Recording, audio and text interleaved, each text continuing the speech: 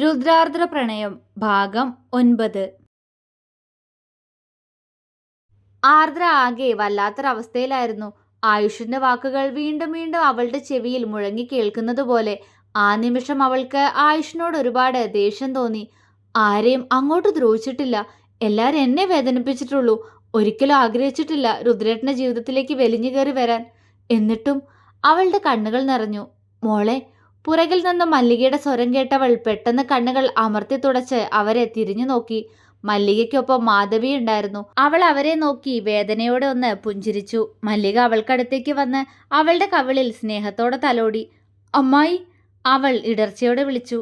മോൾക്ക് സങ്കടായിന്ന് അമ്മായിക്ക് അറിയാം. പക്ഷേ എനിക്ക് എന്ത് ചെയ്യാൻ പറ്റും മോളെ? ആയുഷ് അവൻ ഇങ്ങനെയൊക്കെ പറയുന്ന ഞാൻ സ്വപ്നത്തിൽ പോലും കരുതിയിരുന്നില്ല. അവരുടെ സ്വരമിടറി. അവൾ അവരെ നോക്കി കണ്ണു നിറച്ചു. ആരു? മാധവി അവളെ വിളിച്ചു. എന്നോട് ക്ഷമിക്കണം. പെട്ടെന്ന് എനിക്ക് ദേഷ്യം വന്നതുകൊണ്ടാ ഞാൻ പാറുവിനോട് അങ്ങനെയൊക്കെ. അവൾ അവരോട് വല്ലായ്മയോടെ പറഞ്ഞു. മാധവി പക്ഷേ മറുപടി പറഞ്ഞില്ല. അവരുടെ കണ്ണുകൾ ഏതനിലേക്ക് പോയി. ഓമനത്വം തുളുമ്പുന്ന മുഖം. അവൻ എന്നെ നോക്കി ചിരിക്കുന്നു. അവർക്കുള്ളിൽ വാത്സല്യം നിറഞ്ഞു. അവരും അവനെ നോക്കി ചിരിച്ചു കൊടുത്തു. അവരുടെ ചിരി കണ്ട ഏതൻ പെട്ടെന്ന് ആർദ്രയുടെ തോളിലേക്ക് മുഖം മറച്ചു കിടന്നു. മാധവി ഒന്ന് പുഞ്ചിരിച്ചു. ആരു? അവർ വീണ്ടും വിളിച്ചു. ആർദ്ര എന്താ എന്ന പോലെ അവരുടെ മുഖത്തേക്ക് നോക്കി. മോളെ, നിന്റെ താല്പര്യം നോക്കാതെയാ ഈ വിവാഹം നടന്നതെന്ന് ചെറിയമ്മയ്ക്ക് അറിയാം. അന്നെൻ്റെ മോള് എന്തിനാ ഇവിടുന്ന് പോയെന്ന് ഞങ്ങൾക്ക് ആർക്കും ഇപ്പോഴും അറിയില്ല. അതിന് ചോദിക്കേണ്ടെന്നാ ആയുഷും പറഞ്ഞ്. അവനറിയാന്ന്. പക്ഷേ അവൾക്കിപ്പോഴും അവനിഷ്ടാ. അതെനിക്കറിയാം. അവരുടെ ശബ്ദം പതിഞ്ഞുപോയി. അവരെന്താണ് പറഞ്ഞു വരുന്നതെന്ന് മനസ്സിലാവാതെ ആർദ്ര അവരുടെ മുഖത്തേക്ക് ഉറ്റുനോക്കി. ഹൃദയം ക്രമാതീതമായി മിടിക്കുന്നത് അവൾ അറിയുന്നുണ്ടായിരുന്നു. മോളെ, അവര് വിളിച്ചു. എനിക്കറിയാം മോൾക്കിപ്പോഴും ആയുഷിനോട് ഒരിഷ്ടമില്ലാന്ന്. ഇന്ന് അവനും പാറും പറഞ്ഞത് കേട്ട ദേഷ്യം മാത്ര നിനക്കുള്ളത് അല്ലേ? അവര് ചോദിച്ചു. എന്തു മറുപടി കൊടുക്കും ഞാൻ? അവൾ കലങ്ങിയ കണ്ണുകളോടെ ചിന്തിച്ചു. ആർദ്ര ആ മനുഷ്യനെ സ്നേഹിക്കാൻ തുടങ്ങിയിരിക്കുന്നു എന്ന് പറഞ്ഞാ വിശ്വസിക്കൂ ഇവരൊക്കെ? ഇനി പറഞ്ഞാലും ഒരു കുഞ്ഞിന്റെ അമ്മയായ എനിക്ക് അവനെ സ്നേഹിക്കാൻ എന്താ അർഹത എന്ന് ചിന്തിക്കോ? അവൾ വിതുമ്പിപ്പോയി. എന്തു തന്നെ ആയിരുന്നാലും ആർദ്ര ഇന്ന് മറ്റെന്തിനേക്കാളും കൊതിക്കുന്നത് എൻ്റെ രുദ്രേട്ടൻ്റെ സ്നേഹത്തിന് വേണ്ടിയാന്ന് അവളുടെ ഹൃദയം അവരോട് അലമുറയിട്ട് കരഞ്ഞു. അവളുടെ നിറഞ്ഞൊഴുകുന്ന കണ്ണുകൾ കണ്ട് അവർക്ക് വേദന തോന്നിയെങ്കിലും തൻ്റെ മനസ്സിലുള്ളത് അവളെ അറിയിക്കാതിരിക്കാൻ അവർക്ക് കഴിയുമായിരുന്നില്ല. മാധവി ഒന്ന് നിശ്വസിച്ചു. മോളെ, ആയുഷും പാറും ഡോക്ടേഴ്സാ. അവർ തമ്മിൽ നല്ല ചേർച്ചയാണ്. ആയുഷിന് എന്തായാലും നിന്നെ സ്നേഹിക്കാൻ കഴിയില്ല.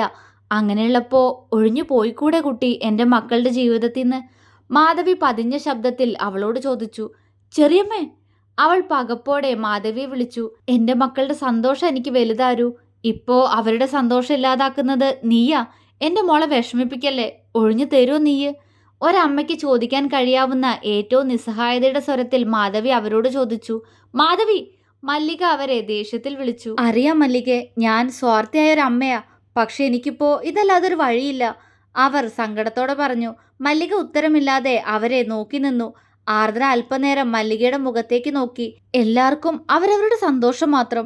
അതിനുവേണ്ടി എന്നെങ്ങനെ ഒരു സങ്കടക്കടലേക്ക് തള്ളിയിട്ടിട്ടിപ്പോ ഒഴിഞ്ഞു പോവാൻ എന്നോട് എങ്ങനെ കഴിയൂ ഇനി എനിക്കതിന്? തൊണ്ടക്കുഴി വിങ്ങുന്നു. ഒന്ന് തേങ്ങിയാൽ പോലും ചിലപ്പോ ഞാൻ പിടിവിട്ട് പൊട്ടിക്കരഞ്ഞേക്കാം. പാടില്ല. അവൾ മനസ്സിൽ ഉറച്ച തീരുമാനത്തോടെ പറഞ്ഞുകൊണ്ട് അവർക്ക് മുന്നിൽ പോയി നിന്നു. മാധവി അവളെ സങ്കടത്തോടെ നോക്കി. ചെറിയമ്മേ? അവൾ ഗൗരവത്തോടെ വിളിച്ചു. അവരവളെ ഉറ്റുനോക്കി. പാറു രുദ്രേട്ടനും തമ്മിലുള്ള വിവാഹം തീരുമാനിച്ചതല്ലേ? അതും അവരുടെ പരസ്പര സമ്മതത്തോടെ. എന്നിട്ടും പാറു വിവാഹത്തിന്റെ ആ സമയത്തേക്ക് എങ്ങോട്ട് ഒളിച്ചോടിപ്പോയി? അവൾ പരിഹാസത്തോടെ ചോദിച്ചതും മാധവി അവളെ തുറച്ചു നോക്കി. മറുപടി ഇല്ലല്ലോ അല്ലേ? ആ, അതല്ലെങ്കിലും നിങ്ങൾക്ക് എങ്ങനെ അറിയാലേ? ചോദിക്കണ്ടെന്ന് രുദ്രേട്ടൻ പറഞ്ഞല്ലോ അല്ലേ? അത് ഞാൻ അങ്ങോട്ട് മറന്നു. അവൾ ചുണ്ടുകൊട്ടി. ആരു? അവരുടെ സ്വരം ദയനീയമായി. വിളിക്കല്ലേ ചെറിയമ്മ എന്നെ അങ്ങനെ. നിങ്ങളെല്ലാം ഇത്രയ്ക്കും സ്വാർത്ഥരാണെന്ന് ഞാൻ ഇപ്പോഴാ അറിയുന്നേ. സ്വന്തം കാര്യം മാത്രം. പക്ഷെ ഇനി അത് ആർദ്രയോട് നടക്കില്ല, അവൾ ഗൗരവത്തോടെ പറഞ്ഞു. അമ്മ വിത്! അപ്പോഴേക്കും അവളുടെ ഇടുപ്പിൽ നിന്നും താഴെ ഇറങ്ങാനായി ഏതനൊന്ന് പിടഞ്ഞു. ഒതുങ്ങിയിരിക്കബി, അവൾ ശാസനയോടെ പറഞ്ഞു. ഇല്ല വിത്, അച്ഛ പോനം. അവൻ ചിണുങ്ങി. ആരു, മോനെ വിട്ടേക്ക്, അവൻ കളിച്ചോട്ടെ, മല്ലിക പറഞ്ഞു. അവളൊന്ന് മൂളിക്കൊണ്ട് കുഞ്ഞിനെ താഴെ നിർത്തി. അവളെ നോക്കി കുറുമ്പോടെ ചിരിച്ചവൻ ഹാളിലേക്ക് ഓടി. അവൻ പോകുന്നു നോക്കി അവൾ വീണ്ടും മാധവിയെ നോക്കി. ആ, അപ്പോ നമ്മളെന്താ പറഞ്ഞു വന്നേ ചെറിയമ്മ? ആ, പാറുവിന്റെ രുദ്രേട്ടനെ കാര്യല്ലേ? ഒരു കാര്യം ചെയ്, ചെറിയമ്മയും ചെറിയച്ഛനെ ഇറങ്ങുമ്പോൾ അവളെയും കൂട്ടിക്കോ. ആർദ്ര ആയുഷിന്റെ ജീവിതത്തിൽ നിന്ന് ഒരിക്കലും ഒഴിഞ്ഞു പോവില്ല. ഞാനായിട്ട് തേടിപ്പോയതല്ല ഈ താലിയും ഈ ജീവിതവും, എന്നെ തേടി വന്നതാ. അതുകൊണ്ടിനി ഈ ജീവിതത്തിൽ നിന്നൊരു മടങ്ങിപ്പോക്കില്ല. ഉറച്ചതായിരുന്നു അവളുടെ വാക്കുകൾ. ആ വാക്കുകളിൽ മാധവി ഒന്ന് പതറി. പക്ഷെ അപ്പോഴും അവർ അവളെ ഒരു കുഞ്ഞു പ്രതീക്ഷയോടെ നോക്കി. ബെന്നി എന്നെങ്കിലും വന്നാലോ? നീയപ്പോ അവന്റെ കൂടെ പോവില്ലേ? അന്നെന്തായാലും എന്റെ ആയുഷ്മോൻ തനിച്ചാവില്ലേ? അങ്ങനെയാണെങ്കിൽ ഇപ്പോഴേ നിനക്കൊന്ന് പോയി തന്നൂടെ ആർദ്രേ? അവര് ചോദിച്ചു. ആർദ്ര ഒരു പകപ്പോടെ അവരുടെ മുഖത്തേക്ക് നോക്കി. ബെന്നിച്ചൻ. അവനെക്കുറിച്ച് ഓർക്കവേ അവളുടെ കണ്ണൊന്നു നിറഞ്ഞു. പക്ഷെ അവൾ വാശിയോടെ അത് തുടച്ചു നീക്കി അവരെ നോക്കി പുഞ്ചിരിച്ചു. അവരുടെ നെറ്റി ചുളിഞ്ഞു. ബെന്നിച്ചൻ ഇനി മടങ്ങി വരില്ല കേട്ടോ. വന്നാലും ഇനി ആർദ്ര പോവില്ല കൂടെ.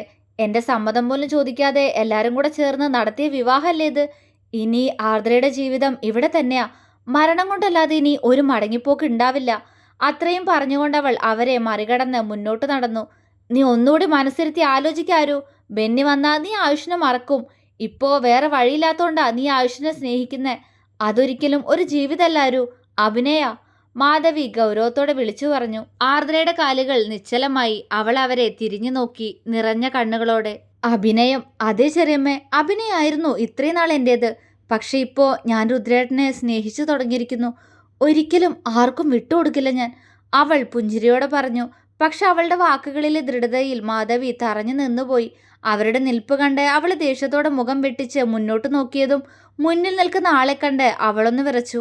വാതിലിൽ ചാരി നിന്ന് കൈകൾ മാറിൽ കെട്ടി അവളെ തന്നെ ഗൗരവത്തോടെ നോക്കുകയാണ് ആയുഷ്. അവന്റെ നോട്ടം കണ്ട് അവളൊന്ന് പതറി. ഇത്രയും നേരം ഞാൻ പറഞ്ഞതെല്ലാം ആയുഷേട്ട കേട്ടു കാണോ? അവൾക്ക് വല്ലായ്മ തോന്നി. എങ്കിലും അവൾ അവനെ നോക്കി ചുണ്ടുകൊട്ടി കാണിച്ച് അവനെ മറികടന്നു പോയി. എന്നെ പ്രണയിക്കാൻ തുടങ്ങി ആർദ്രേ? അവൻ വിളിച്ചു ചോദിച്ചു.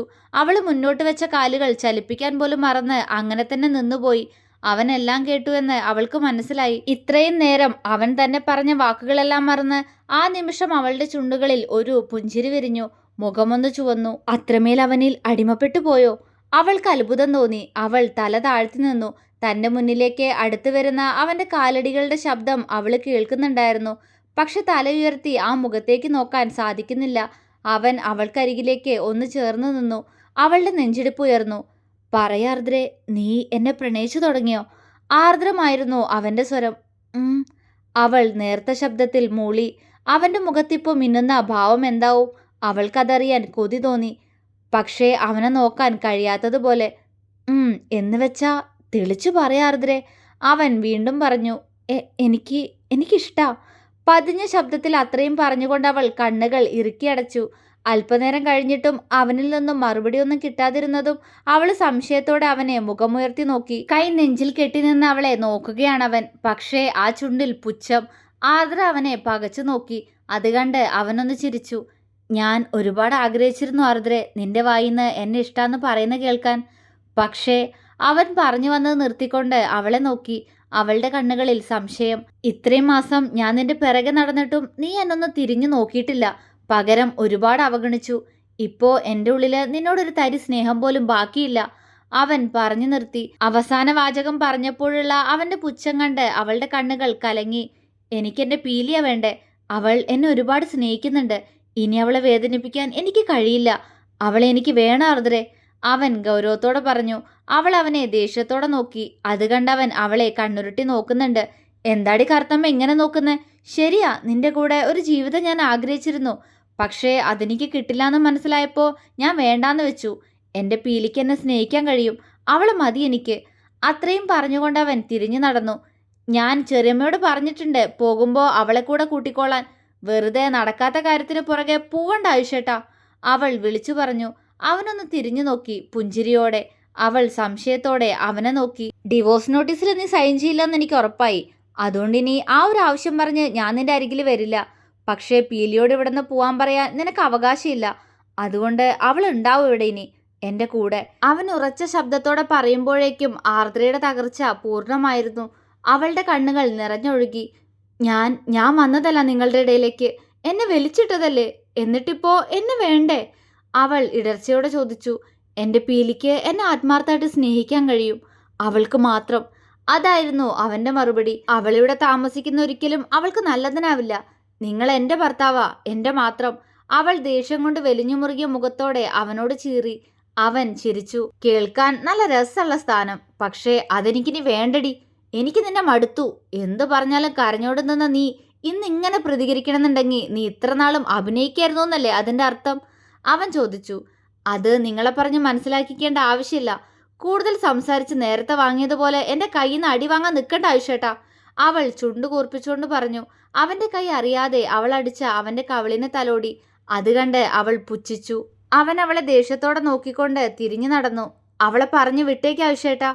അവൾ വീണ്ടും പറഞ്ഞു. എന്റെ പീലി ഇവിടെ തന്നെ കാണും. ഞങ്ങൾ ജീവിക്കുന്ന കണ്ട് നീ സ്വയം ഡിവോഴ്സ് പേപ്പറിൽ സൈൻ ചെയ്യും. ഞാൻ പുതിയത് കൊണ്ടുതരാം.